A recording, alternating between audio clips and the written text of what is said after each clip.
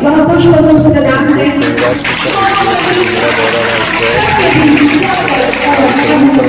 के साथ ही साथ साइंस सेंटर गुमला में इसरो के बच्चों से भी मुलाकात की। साथ ही उन्होंने सावित्रीबाई फुले महिला पुस्तकालय में वहाँ की बच्चियों के साथ संवाद किया। संवाद के क्रम में बच्चियों ने उनसे विभिन्न प्रकार के प्रश्न किए, जिनका जवाब देते हुए माननीय राज्यपाल ने अपने बचपन के दिनों को याद करते भावुक हुए। उन्होंने कहा कि मैं 2 साल का था उस समय मेरे पिताजी का देहांत हो गया था। मेरा जीवन संघर्ष से भरा रहा, इसलिए मैं अपने जीवन में कमी और अभावों के साथ जीवन। आप भी अपने जीवन में संघर्ष करें। संघर्ष करने वाले जीवन में कुछ नया इतिहास सुपरवाइजर की तैयारी कर रही हूँ, जिसमें मुझे ग्रुप डिस्कशन रूम भी प्राप्त है, जिसमें वाईफाई है, धूप है, पानी है और यहाँ पे अनेकों प्रकार की फैसिलिटी है, जो बीच बीच में हम लोगों को मोटिवेशन प्रोग्राम भी मिलता है और हम लोगों को लक्ष्य प्राप्त करने के लिए बहुत सारी फैसिलिटी मिलती है, जिससे हम लोग मतलब मोटिवेशन मिलता है, जिससे हम लोग कुछ भी कर सकते हैं, इससे इसका उम्मीद और ज्यादा जाता है। Thank you. मेरा नाम नूतन कुमारी है। मैं सावित्रीबाई फुले पुस्तकालय में एक मन से यहाँ आ रही हूँ। मेरा सवाल आपसे यह है कि मैंने आपके बारे में पढ़ा, आप सबसे पहले बीएससी नर्सिंग किए, फिर आपने एलएलबी किया। मैं आपसे ये पूछना चाहूंगी, जब आप 12th क्लास में थे तो आपका क्या फ्यूचर प्रोस्पेक्ट था? जब उस टाइम आपका क्या फ्यूचर प्रोस्पेक्ट था कि आप इस कामयाबी को हासिल कर पाए?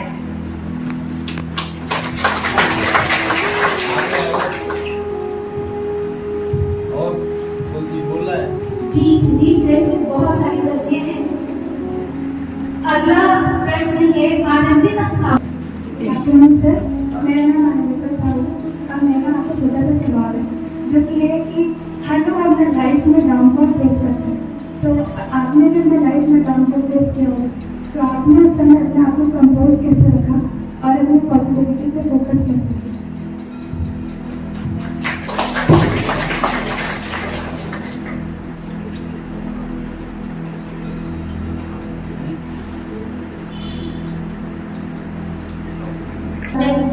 एवरीवन, सर मैं मनीषा सिंह बीएससी सेमेस्टर 3 की छात्रा हूँ। मैं कार्तिक महाविद्यालय में पढ़ाई करती हूँ अभी। सर मैं आपसे जानना चाहूँगी आपके राज्यपाल बनने की जर्नी के बारे में, ताकि हम सब आपके बारे में मतलब जान सके, आपने कैसे ये सफ़र तय किया और मोटिवेट हो सके, और आपका जो सफ़र में आपने किया उनका अनुसरण करके अपने में लागू कर सकें। आपको मेरा प्रणाम। मेरा नाम दीपशिखा कुमारी है। मैं गुमला जिला की रहने वाली हूँ। मेरा मास्टर्स तक का पढ़ाई गुमला जिले में ही हुआ है। बीएड मैंने रांची से किया है। पिछले 1 साल से मैं सावित्रीबाई फुले लाइब्रेरी ज्वाइन हुई हूँ और सर यहाँ पे मैं सिविल सर्विस की प्रिपरेशन कर रही हूँ और अभी मेरा जेपीएससी मेंस का एग्जाम कर रही हूँ। सर सावित्रीबाई फुले लाइब्रेरी झारखंड का पहला लाइब्रेरी है जो सिर्फ युवाओं के लिए है और यहाँ पे स्टूडेंट्स के लिए काफ़ी सुविधाएँ उपलब्ध कराई गई है जो स्टूडेंट को चाहिए, जैसे updated book, wifi, computer lab, सारी सुविधाएँ हैं सर। और इसके लिए हम गुमला जिला प्रशासन को बहुत बहुत धन्यवाद देना चाहेंगे। हम सभी बेटियों की ओर से आभार है सर आपके लिए।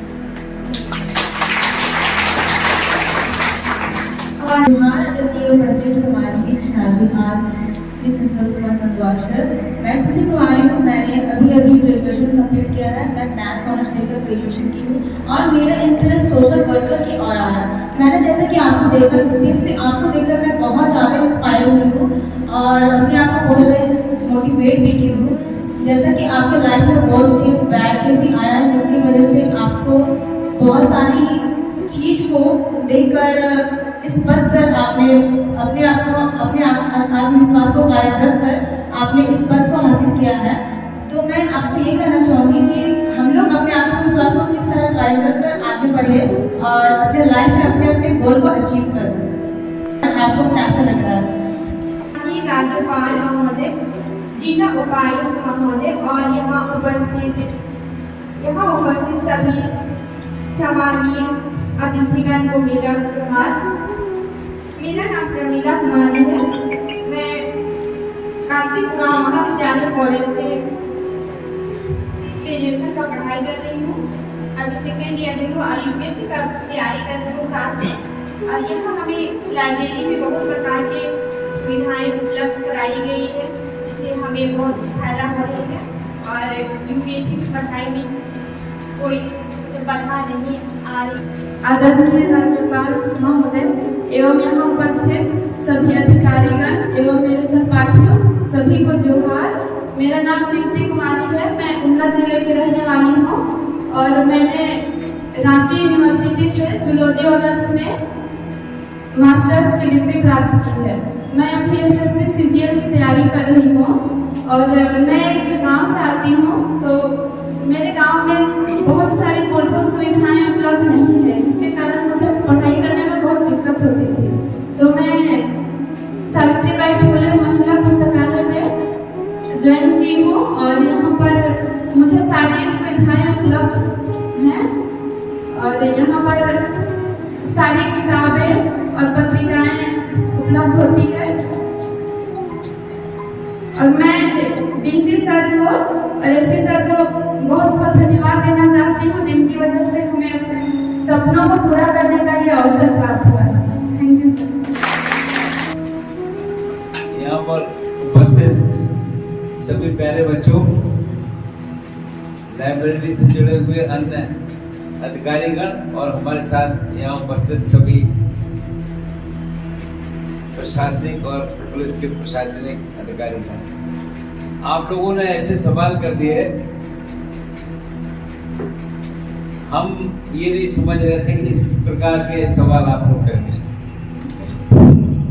क्योंकि व्यक्तिगत जीवन में सबका लक्ष्य होता है कि वो अच्छी पढ़ाई करे, अच्छी प्रगति करे और अच्छे स्थान पर पहुंचे, और हम इसके बिल्कुल विपरीत हैं।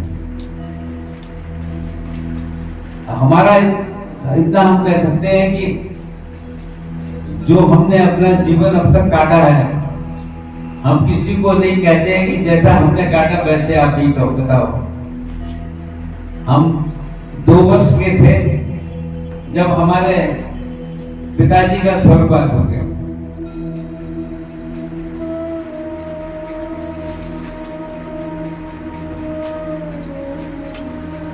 तो आप लोग अंदाजा लगाइए कि जीवन कैसे कटा होगा।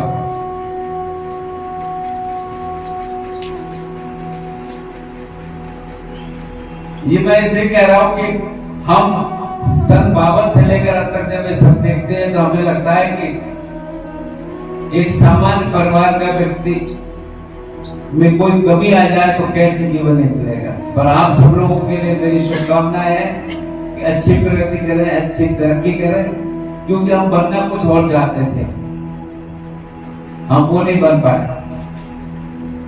इत्तेफाक से देश में इमरजेंसी लग गई और इमरजेंसी के दौरान हम जेल चले गए और 1 साल हम जेल में रहे। तो उसके बाद हमारी लाइफ बदल गई। तो इसलिए जो हम हैं आपके सामने हैं। अब आपको अगर ये अच्छा लग रहा है तो मैं किसी को सलाह नहीं देता हूं कि तुम ये बनो। मेरे 2 बच्चे हैं, मैंने दोनों कहते हैं जो चाहे सो बनो, पर राजनीति मत रहना, क्योंकि राजनीति में कोई जीवन अपना नहीं होता है। आप सब ऐसे बच्चे हैं कि जो प्रगति करें, देश का पहचान करें, अपना नाम पैदा करें, परिवार का नाम पैदा करें, ये जरूरी है। पर राजनीतिक क्षेत्र में रहना और ईमानदारी से रहना ये आसान नहीं है, ये बहुत कठिन है। और मैं इसलिए कोई बहुत अधिक आपके बीच में बोलने खड़ा नहीं हुआ हूं, पर आज जो कुछ मैं हूं लोगों की शुभकामनाएं और सद्भावनाओं के बल पर हूं। ये बात सही है कि मैं ऐसी जगह से लोकसभा का सदस्य बना हूं, मैं लगातार 8 बार एमपी रहा। मेरे ख्याल में इस समय 8 बार एमपी, वर्तमान लोकसभा में 8 बार का कोई नहीं, 7 बार के तो है, 8 बार का कोई नहीं। पर ये इसलिए संभव हो पाया कि मेरे लोकसभा के लोगों ने मेरे प्रति विश्वास व्यक्त किया और मुझको जिताने का काम किया। तब वहां पर जो मतदाता हमारे पार्टी के समर्थक नहीं थे, उनकी संख्या 40% है, जो हमको हमारी पार्टी को वोट ही नहीं देते थे, और उसके बाद वो हमसे प्यार करते थे। तो मैं आप सबको केवल ये कहने आया हूँ कि मैं इसलिए आया यहाँ पर आने के बाद कि मुझे ध्यान है कि एक अफसर बरेली में हमको मिले थे और उन्होंने हमसे कहा कि साहब आप जहाँ कोई काम करें पर आप हमारे बरेली कैंट में एक लाइब्रेरी बनवा दें। तो हमने अब से 25 साल पहले वहां पर लाइब्रेरी स्वीकृत करवाई और 10 करोड़ 1 करोड़ से अधिक पैसा खर्च करके वहां पर लाइब्रेरी बरेली कैंट में वो लाइब्रेरी सब लोग जानते हैं। कभी आप लोग बरेली दूर है, यहाँ से जाना होगा, आप देखिएगा लाइब्रेरी कैसी है, उसकी बिल्डिंग कैसी है और किस ढंग से काम कर रही है। तो मेरी रुचि थी इसमें, इसलिए मैं चाहता हूँ ये ऐसा स्थान है कि यहाँ पर बच्चे आए, पढ़े और ज्ञान अर्जित करें और तरक्की करें और अपनी पहचान देश और दुनिया में बनाने का काम करें। और व्यक्तिगत जीवन के बारे में कुछ कहने की आवश्यकता मैं महसूस नहीं करता। ये तो जीवन का दौर है, तो हमने आज के दौर में हमने सारी बातें देख ली, तो इसलिए मैं इतना कह सकता हूँ कि वैसे मुझे जो काम मिला उससे मैं संतुष्ट हूँ, पर मैं सबको सलाह देता हूँ कि राजनीति में बताना इससे कोई फायदा नहीं है, इसमें समस्या ज्यादा है और नुकसान ज्यादा है। ये मैं इसलिए कह रहा हूँ कि हमारे बच्चे अपने आप पढ़ गए। हमारी लड़की रुड़की की पास आउट है, लड़का PhD बेंगलोर से अभी पिछले साल ही पास किया है, बच्चे दोनों पढ़ गए। पर जरूरी है कि आप लोग अगर अच्छी पढ़ाई करोगे तभी आप प्रगति और तरक्की कर पाओगे, नहीं तो समस्या रहेगी, समस्या का कोई इलाज नहीं है। और ये कैंपस जो है ये इस बात का प्रतीक है कि यहाँ पर अगर आकर बैठेंगे तो कुछ ना कुछ लेकर जाएंगे, कुछ ना कुछ प्राप्त करके जाएंगे। मेरी आप सबको बहुत बहुत शुभकामनाएं। दोबारा फिर कभी इस तरफ आना होगा तो हम आपके साथ बैठेंगे तो बात करेंगे।